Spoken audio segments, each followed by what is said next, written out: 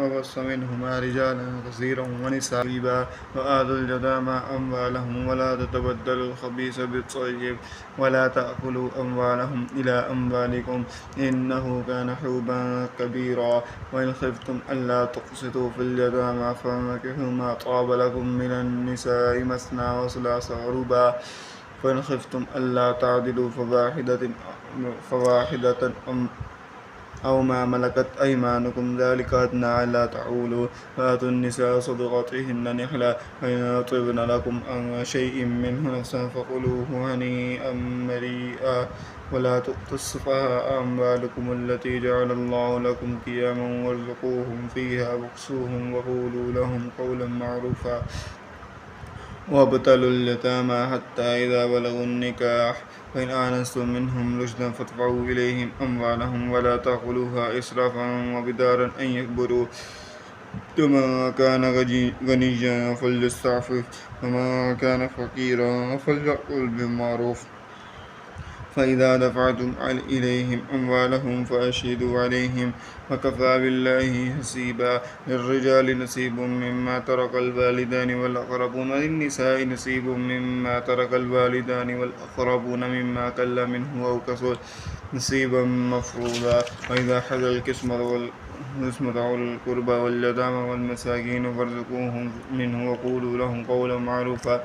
وليخشى الذين لو تركوا من خلفهم ذرية ضعافا فخافوا عليهم فليتقوا الله وليقولوا قولا سديدا إن الذين يأكلون أموال اليتامى ظلما إنما يأكلون في بطونهم نارا وسيصلون سعيرا يوصيكم الله في أولادكم للذكر مثل حظ الأنثيين فإن كن نساء فوق اثنتين فلهن ثلث ما ترك وإن كانت واحدة فلها النصف ولأبويه لكل واحد منهما السدس مما ترك إن كان له ولد فإن لم يكن له ولد وورثه أبواه فلأمه السدس فإن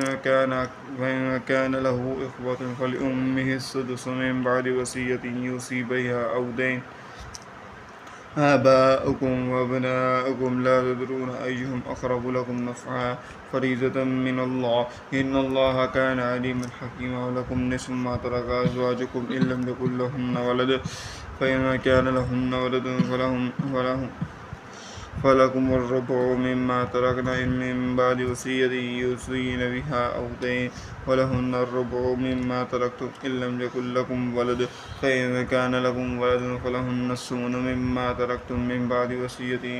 توصون بها أو دين وإن كان رجل يورث كلالة أو امرأة وله أخ أو أخت فلكل واحد منهما السدس فإذا كانوا أكثر من ذلك فهم شركاء في الثلث من بعد وصية يوصى بها أو دين غير مضار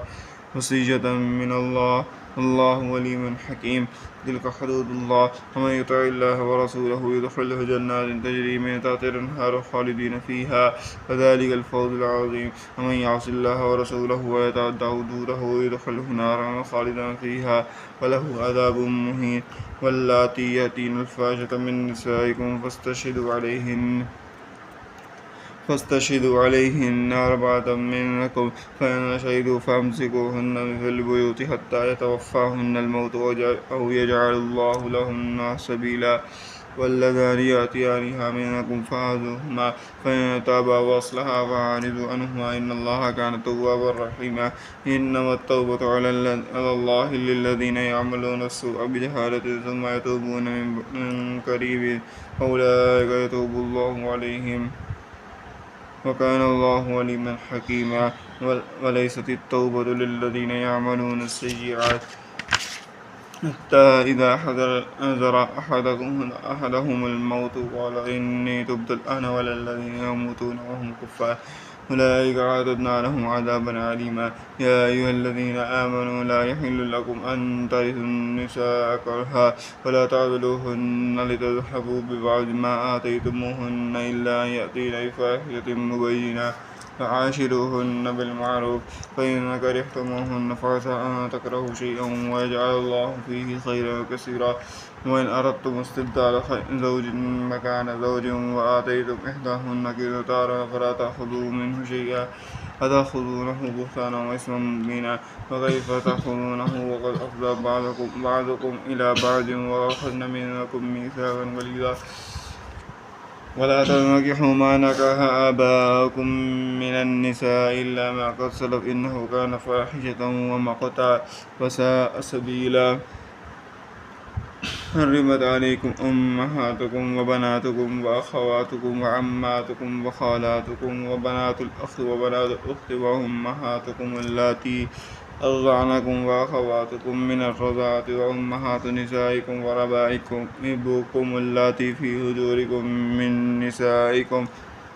نسائكم اللاتي دخلتم بهن فإن لم تكونوا دخلتم بهن فلا جناح عليكم وحلائل أبنائكم الذين من أصلابكم وأن تجمعوا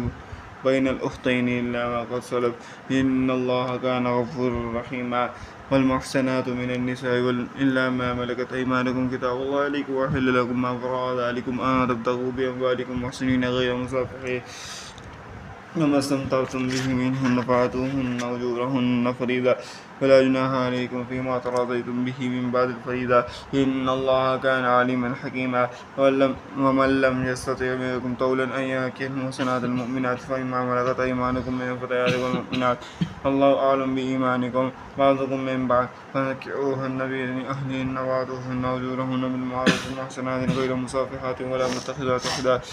فإذا أحسن فإن أتينا بفاحشة فعليهن النصف ما على المحصنات من العذاب ذلك لمن خشي الأنة منكم وأن تصبروا خير لكم الله غفور رحيم يريد الله ليبين لكم ويهديكم الذين من يقبلوا ويتوب عليكم والله عليم حكيم والله يريد أن يتوب عليكم ويريد الذين يتبعون الشهوات أن تميلوا ميلا عظيما يريد الله يخفف عنكم وخلق الإنسان ضعيفا يا أيها الذين آمنوا لا تأكلوا أموالكم بينكم بالباطل إلا أن تكون تجارة عن تراض منكم ولا تقتلوا أنفسكم إن الله كان بكم رحيما ومن يفعل ذلك عدوانا وظلما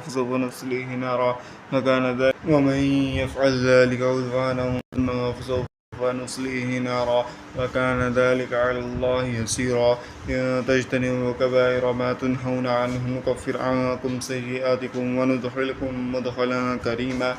ولا تتمنوا ما فضل الله به بعضكم على بعض للرجال نصيب مما اكتسبوا وللنساء نصيب مما اكتسبن واسألوا الله من فضله إن الله كان بكل شيء عليما ولكل جعلنا موالي مما ترك الوالدان والأقربون والذين عقدت أيمانكم فآتوهم نصيبهم إن الله كان على كل شيء شهيدا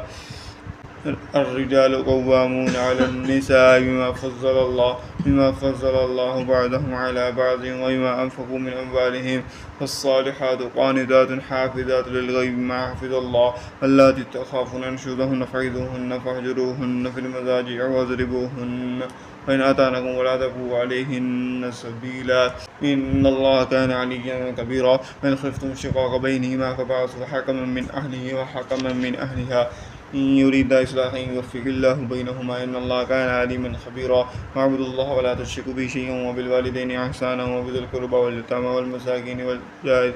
ذي القربى والجار الجنب والصاحب بالجنب من سبيل وما ملكت أيمانكم إن الله لا يحب ما كان مختالا فخورا الذين يبخلون ويأمرون الناس بالبخل يكتمون ما آتاهم الله من فضله وأعتدنا للكافرين عذابا مهينا الذين ينفقون أموالهم رئاء الناس ولا يؤمنون بالله ولا باليوم الآخر ومن يكن الشيطان له قرينا فساء قرينا وماذا عليهم لو آمنوا بالله واليوم الآخر وأنفقوا مما رزقهم الله وكان الله بهم عليما إن الله لا يظلم مثقال ذرة وإن تك حسنة يضاعفها ويؤتي من لدنه أجرا عظيما فكيف إذا جئنا من كل أمة بشهيد وجئنا بك على هؤلاء شهيدا يومئذ يود الذين كفروا وعصوا الرسول لو تسوى بهم الأرض ولا يكتمون الله حديثا يا أيها الذين آمنوا لا تقربوا الصلاة وأنتم كسالى سكارى حتى تعلموا ما تقولون ولا جنبا إلا عابر سبيل حتى تغتسلوا وإذا كنتم مرضى على سفر أو جاء أحد منكم من الغائط أو لامستم النساء ولم تجدوا معه فتيمموا صعيدا طيبا فامسحوا بوجوهكم وأيديكم إن الله كان عفوا غفورا ألم تر إلى الذين أوتوا نصيبا من الكتاب يشترون الضلالة ويريدون أن تضلوا السبيل والله أعلم بأعدائكم وكفى بالله وليا وكفى بالله نصيرا من الذين هادوا يحرفون الكلم عن مواضعه ويقولون سمعنا وعصينا واسمع غير مسمع وراءنا ليا بألسنتهم وطعنا في الدين ولو أنهم قالوا سمعنا وأطعنا واسمعوا وانظرنا لكان خيرا لهم ولكن لعنهم هو بكفرهم فلا يؤمنون إلا قليلا يا أيها الذين أوتوا الكتاب آمنوا ما نزلنا مصدقا لما معكم من قبل أن نتنزل من الذين هادوا يحرفون الكلم عن مواضعه ويقولون سمعنا وعصينا واسمع غير مسمع ورأينا لجيا بألسنتهم وطعنا في الدين ولو أنهم قالوا سمعنا واسمع وانظرنا لكان خيرا لهم وأقوم ولكن لعنهم الله بكفرهم فلا يؤمنون إلا قليلا يا أيها الذين أوتوا الكتاب آمنوا بما نزلنا مصدقا لما معكم من قبل أن نطمس وجوها فنردها على أدبارها ونلعنهم كما لعنا أصحاب السبت وكان أمر الله مفعولا إن الله لا يغفر أن يشرك به ويغفر ما دون ذلك لمن يشاء ومن يشرك بالله فقد افترى إثما عظيما ألم تر إلى الذين يزكون أنفسهم بل الله يزكي من يشاء ولا يظلمون فتيلا انظر كيف يفترون على الله الكذب وكفى به إثما مبينا ألم تر إلى الذين أوتوا نصيبا من الكتاب يؤمنون بالجبت والطاغوت ويقولون للذين كفروا هؤلاء يهدى من الذين آمنوا سبيلا أولئك الذين لعنهم الله ومن يلعن الله فلن تجد له نصيرا أم لهم نصيب من الملك فإذا لا يأتون الناس نقيرا أم يحسدون الناس على ما آتاهم الله من فضله فقد آتينا آل إبراهيم الكتاب والحكمة وآتيناهم ملكا عظيما فمنهم من آمن به ومنهم من صد عنه وكفى بجهنم صعيرا إن الذين كفروا بآياتنا سوف نصليهم نارا كلما نزلت جلودهم بدلناهم جلودا غيرها ليذوقوا العذاب إن الله كان عزيزا حكيما والذين عملوا الصالحات سندخلهم جنات تجري من تحتها الأنهار خالدين فيها أبدا لهم فيها أزواج مطهرة وندخلهم ظلا ظليلا إن الله يأمركم أن تؤدوا الأمانات إلى أهلها فإذا حكمتم بين الناس أن تحكموا بالعدل إن الله نعم ما يعظكم به إن الله كان سميعا بصيرا يا أيها الذين آمنوا أطيعوا الله وأطيعوا الرسول وأولي الأمر منكم فإن تنازعتم في شيء فردوه إلى الله والرسول إن كنتم تؤمنون بالله واليوم الآخر ذلك خير وأحسن تأويلا ألم تر إلى الذين يزكون أنفسهم يزعمون أنهم آمنوا بما أنزل إليك وما أنزل من قبلك يريدون أن يتحاكموا إلى الطاغوت وقد أمروا أن يكفروا به ويريد الشيطان أن يضلهم ضلالا بعيدا وإذا قيل لهم تعالوا إلى ما أنزل الله وإلى الرسول رأيت المنافقين يصدون عنك صدودا فكيف إذا أصابت مصيبة مما قدمت أيديهم ثم جاءوك يحلفون بالله إن أردنا إلا إحسانا وتوفيقا أولئك الذين يعلم الله ما في قلوبهم فأعرض عنهم وقل فيهم قولا بليغا وما أرسلنا من رسول إلا ليطاع بإذن الله لو أنهم يظلمون أنفسهم جاءوك واستغفروا الله واستغفر الله لهم والرسول لوجدوا الله توابا رحيما فلا وربك لا يؤمنون حتى يحكموك فيما شجر بينهم ثم لا يجدوا في أنفسهم حرجا مما قضيت ويسلموا تسليما ولو أنا كتبنا عليهم أن يقتلوا أنفسهم أو يخرجوا من دياركم ما فعلوا إلا قليل منهم لأنهم فعلوا ما يوعظون به لكان خيرا لهم وأشد تثبيتا وإذا لآتيناهم من لدنا أجرا عظيما ولهديناهم صراطا مستقيما ومن يطع الله والرسول فأولئك مع الذين أنعم الله عليهم من النبيين والصديقين والشهداء والصالحين وحسن أولئك رفيقا ذلك الفوز من الله وكفى بالله عليما يا أيها الذين آمنوا خذوا حذركم فانفروا ثبات أو ينفروا جميعا وإنما يقول والذي يبتغي إن أصابتكم مصيبة قال قد أنعم الله علي إذ لم أكن معهم شهيدا ولئن أصابكم فضل من الله ليقولن إنك لم تكن بينكم وبينهم مودة يا ليتني كنت معهم فأفوز فوزا عظيما فليقاتل في سبيل الله الذين يشترون الحياة الدنيا بالآخرة ومن يقاتل في سبيل الله فيقتل أو يغلب سوف نؤتيه أجرا عظيما وما لكم لا تقاتلون في سبيل الله والمستضعفين من الرجال والنساء والبلدان الذين يقولون ربنا أخرجنا من هذه القرية الظالم أهلها واجعل لنا من لدنك وليا واجعل لنا من لدنك نصيرا الذين آمنوا يقاتلون في سبيل الله والذين كفروا يقاتلون في سبيل الطاغوت فقاتلوا أولياء الشيطان غير الشيطان كان ضعيفا ألم تر إلى الذين قيل لهم كفوا أيديكم وأقيموا الصلاة وآتوا الزكاة لما كتب عليهم القتال إذا فريق منهم يخشون الناس كخشية الله وأشد خشية وقالوا ربنا لما كتبت علينا القتال لولا أخرتنا إلى أجل قريب قل متاع الدنيا قليل والآخرة خير لمن اتقى ولا يظلمون فتيلا أينما تكونوا يدرككم الموت ولو كنتم في بروج مشيدة وإن تصبهم حسنة يقولوا هذه من عند الله وإن تصبهم سيئة يقولوا هذه من عندك قل كل من عند الله وما لهؤلاء قوم لا يكادون يفقهون حديثا ما أصابك من حسنة فمن الله وما أصابك من سيئة فمن نفسك وأرسلناك للناس رسولا وكفى بالله شهيدا من يطع الرسول فقد أطاع الله ومن تولى فما أرسلناك عليهم حفيظا ويقولون طاعة فإذا برزوا بيت فاعرض عنهم وتوكل على الله وكفى بالله وكيلا أفلا تدبرون القرآن ولو كان من عند غير الله لوجدوا فيه اختلافا كثيرا إذا جاءهم أمر من الأمن أو الخوف أذاعوا به ولو ردوه إلى الرسول وإلى أولي الأمر منهم لعلمه الذين يستنبطونه منهم لولا فضل الله عليكم ورحمته لاتبعتم الشيطان إلا قليلا فقاتل في سبيل الله لا تكلف إلا نفسك وأعجز المؤمنين صلى الله أن يكف باس الذين كفروا والله أشد باسا وأشد تنكيلا ولولا فضل الله عليكم ورحمته لاتبعتم الشيطان إلا قليلا فقاتل في سبيل الله لا تكلف إلا نفسك وأعجز المؤمنين صلى الله أن يكف باس الذين كفروا والله أشد باسا وأشد تنكيلا ومن يشفع شفاعة حسنة يقول هذه من عند الله من يشفع شفاعة حسنة يكون له نصيب منها من يشفع شفاعة سيئة يكون له كفل منها وكان الله على كل شيء محيطا وإذا حييتم بتحية فأيوا بأحسن منها وردوها إن الله كان على كل شيء حسيبا الله لا إله إلا هو إلى يوم القيامة لا ريب فيه ونزق من الله حديثا فما لكم في المنافقين فئتين والله أركضهم مما كسبوا وتريدون أن تحدوا من أضل الله ومن يضلل الله فلن تجد له سبيلا ودوا لو تكفرون كما كفروا وتكونون سواء فلا تتخذوا منهم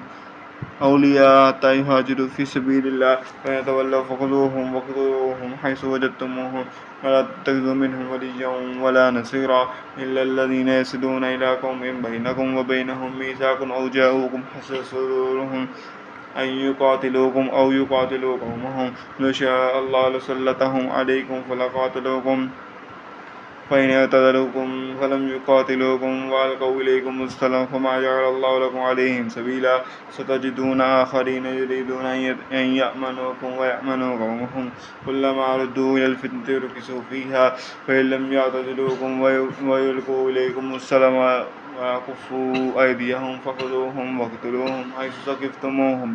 أولئكم جعلنا لكم عليهم سلطانا مبينا وما كان لمؤمن أن يقتل مؤمنا إلا خطأ ومن قتل مؤمنا خطأ فتحرير رقبة مؤمنة ودية مسلمة إلى أهله إلا أن يصدقوا وإن كان من قوم عدو لكم وهو مؤمن فتحرير رقبة مؤمنة وإن كان من قوم بينكم وبينهم ميثاق فدية مسلمة إلى أهله وتحرير رقبة مؤمنة ومن لم يجد فصيام شهرين متتابعين توبة من الله فكان الله عليما حكيما ومن يقتل مؤمنا متعمدا فجزاؤه جهنم خالدا فيها وغضب الله عليه ولعنه وأعد له عذابا عظيما يا أيها الذين آمنوا إذا ضربتم في سبيل الله فتبينوا ولا تقولوا لمن ألقى إليكم السلام لست مؤمنا تبتغون عرض الحياة الدنيا وعند الله مغانم كثيرة ذلك كنتم من قبل فمن الله عليكم فتبينوا إن الله كان بما تعملون خبيرا لا يستوي القاعدون من المؤمنين غير أولي الضرر والمجاهدون في سبيل الله بأموالهم وأنفسهم فضل الله المجاهدين بأموالهم وأنفسهم القائدين درجة فكلا وعد الله الحسنى وفضل الله المجاهدين على القاعدين أجرا عظيما درجات منه مغفرة ورحمة وكان الله غفورا رحيما. إن الذين توفاهم الملائكة ظالمي أنفسهم قالوا فيما كنتم قالوا كنا مستضعفين في الأرض قالوا ألم تكن أرض الله واسعة فتهاجروا فيها أولئك مأواهم جهنم وساءت مصيرا إلا المستضعفين من الرجال والنساء والولدان لا يستطيعون حيلة ولا يهتدون سبيلا أولئك صلى الله عليه يعفو عنهم وكان الله غفورا. ومن يهاجر في سبيل الله يجد في الأرض مراغما كثيرا وسعا ومن يخرج من بيته مهاجرا إلى الله ورسوله ثم يدركه الموت فقد وقع أجره على الله وكان الله غفورا رحيما. إذا ضربتم في الأرض فليس عليكم جناح أن تقصروا من الصلاة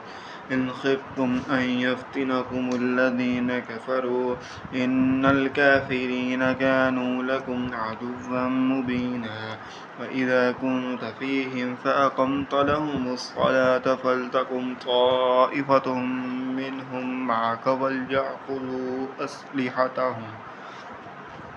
فإذا سجدوا فليكونوا من ورائكم ولتأت طائفة أخرى لم يصلوا فليصلوا معك وليأخذوا حذرهم وأسلحتهم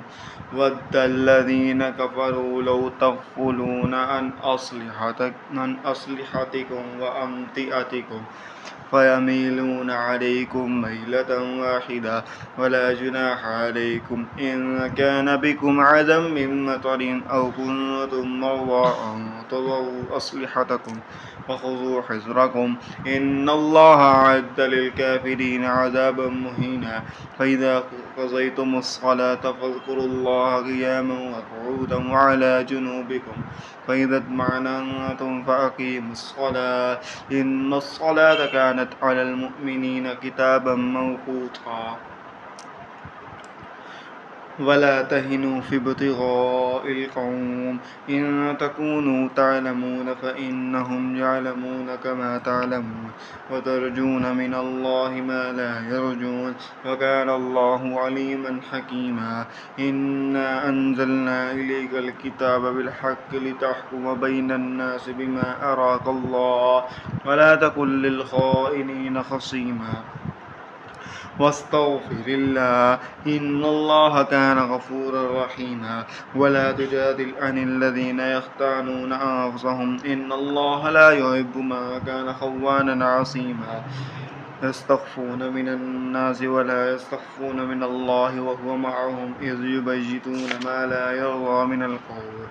وكان الله بما يعملون محيطا. ها أنتم هؤلاء جادلهم عنهم في الحياة الدنيا ومن يجادل الله عنهم يوم القيامة أمن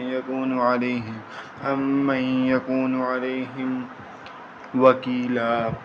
ومن يعمل سوءا أو يظلم نفسه ثم يستغفر الله يجد الله غفورا رحيما. ومن يكسب إثما فإنما يكسبه على نفسه وكان الله عليما حكيما. ومن يكسب خطيئة أو إثما ثم يرم به بريئا فقد احتمل بهتانا وإثما مبينا. ولولا فضل الله عليك ورحمته لهمت طائفة منهم أن يضلوك ما يضلون إلا أنفسهم وما يضرونك من شيء وأنزل الله عليك الكتاب والحكمة وعلمك ما لم تكن تعلم وكان فضل الله عليك عظيما. لا خير في كثير من نجواهم إلا من أمر بصدقة أو معروف أو إصلاح بين الناس ومن يفعل ذلك ابتغاء مرضات الله فسوف نؤتيه أجرا عظيما. ومن يشاقق الرسول من بعد ما تبين له الهدى ويتبع غير سبيل المؤمنين نوله ما تولى ونصله جهنم وساءت مصيرا. إن الله لا يغفر أن يشرك به ويغفر ما دون ذلك لمن يشاء ومن يشرك بالله فقد ضل ضلالا بعيدا. إن يدعون من دونه إلا إناثا وإن يدعون إلا شيطانا مريدا لعنه الله وقال لأتخذ من عبادي نصيبا مفروضا ولأضلنهم ولأمنينهم ولآمرنهم فليبتكن آذان الأنعام ولآمرنهم فليغيرن خلق الله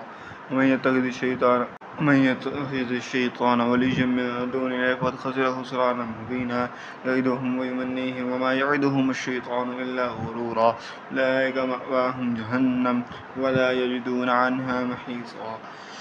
والذين آمنوا وعملوا الصالحات سندخلهم جنات تجري من تحتها الأنهار خالدين فيها أبدا وعد الله حقا ومن أصدق من الله قيلا ليس بأمانيكم ولا أماني من أهل الكتاب ومن يعمل سوءا يجز به ولا يجد له من دون الله وليا ولا نصيرا ومن يعمل من الصالحات وهو من ذكر أو أنثى وهو مؤمن فأولئك يدخلون الجنة ولا يظلمون نقيرا ومن أحسن دينا ممن أسلم وجهه لله وهو محسن واتبع ملة إبراهيم حنيفا واتخذ الله إبراهيم خليلا ولله ما في السماوات وما في الأرض وكان الله بكل شيء عليما ويستفتونك في النساء قل لا يفتيكم فيهن وما يتلى عليكم في الكتاب في يتامى النساء اللاتي لا تؤتونهن ما كتب لهن وترغبون أن تنكحوهن والمستضعفين من البلدان ما تقوموا لليتامى بالقسط وما تفعلوا من خير فإن الله كان به عليما وإن امرأة خافت من بالها نشوزا أو إعراضا فلا جناح عليهما أن يصلحا بينهما صلحا والصلح خير وأحضرت الأنفس الشح وإن تصلحوا وتتقوا فإن الله كان بما تعملون خبيرا ولن تستطيعوا أن تعدلوا بين النساء ولو حرصتم فلا تميلوا كل الميل وتذروها كالمعلقة وإن تصلحوا وتتقوا فإن الله كان غفورا رحيما وإن يتفرقا يغن الله كلا من سعته وكان الله واسعا حكيما ولله ما في السماوات وما في الأرض ولقد وصينا الذين أوتوا الكتاب من قبلكم وإياكم أن اتقوا الله وإن تكفروا فإن لله ما في السماوات وما في الأرض وكان الله غنيا حميدا ولله ما في السماوات وما في الأرض وكفى بالله وكيلا إن يشاء يذهبكم أيها الناس ويأتي بآخرين وكان الله على ذلك قديرا من كان يريد ثواب الدنيا فعند الله ثواب الدنيا والآخرة وكان الله سميعا بصيرا يا أيها الذين آمنوا كونوا قوامين بالقسط شهداء لله ولو على أنفسكم أو الوالدين والأقربين إن يكن غنيا أو فقيرا فالله أولى بهما فلا تتبعوا الهوى أن تعدلوا وإن تلووا أو تعرضوا فإن الله كان بما تعملون خبيرا يا أيها الذين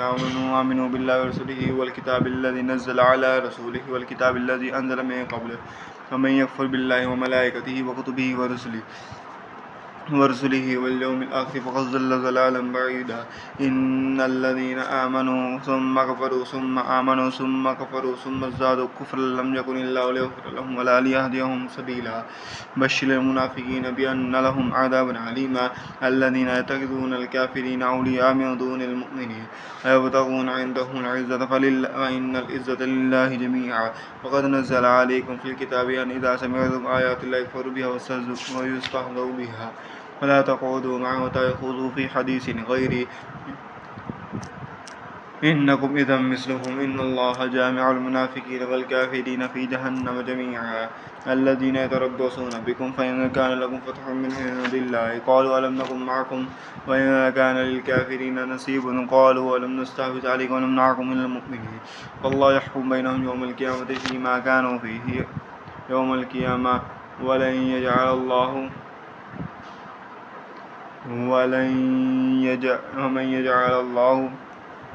ولن يجعل الله للكافرين على المؤمنين سبيلا إن المنافقين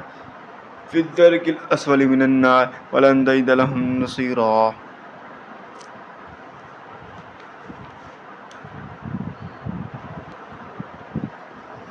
إلا الذين تابوا وأصلحوا واعتصموا بالله وأخلصوا دينهم لله فأولئك مع المؤمنين سوف يؤتي الله المؤمنين أجرا عظيما ولن يفعل الله بعذابكم إن شكرتم وآمنتم وكان الله شاكرا عليما لا يحب الله الجهر بالسوء من الخوف إلا من ظلم وكان الله عليما حكيما إن تبدوا خيرا تخفوا وتعفوا عن سوء فإن الله كان عفوا قديرا إن الذين يكفرون بالله ورسله يريدون أن يتحاكموا لطاغوت رسله ويريدون أن يتفرقوا بين الله ورسله بين الله ورسوله ولم يفرقوا بين أحد منهم أولئك سوف يؤتيهم أجورهم وكان الله غفورا رحيما يسألوا أهل الكتاب أن تنزل عليهم كتاب من السماء فقد سألوا موسى أكبر من ذلك وقالوا أرنا الله جهرة فأخذوا الصاعقة بظلمهم ثم اتخذوا إلا من بعد ما جاءهم البينات فعفونا عن ذلك وآتينا موسى سلطانا مبينا رفعنا فوقهم الطور بميثاقهم وقلنا لهم ادخلوا الباب سجدا وقلنا لهم لا تعدوا في السبت وأخذنا منهم ميثاقا غليظا فبما نقضهم ميثاقهم وكفرهم بآيات الله قتلهم الأنبياء بغير حق وقول آمنوا بالله ورسوله لا تقولوا ثلاثة انتهوا خير لكم إنما هو إله واحد سبحانه يكون له ولد له ما في السماوات وما في الأرض وكفى بالله وكيلا لن يستنكف المسلمين وأن يكون عبدا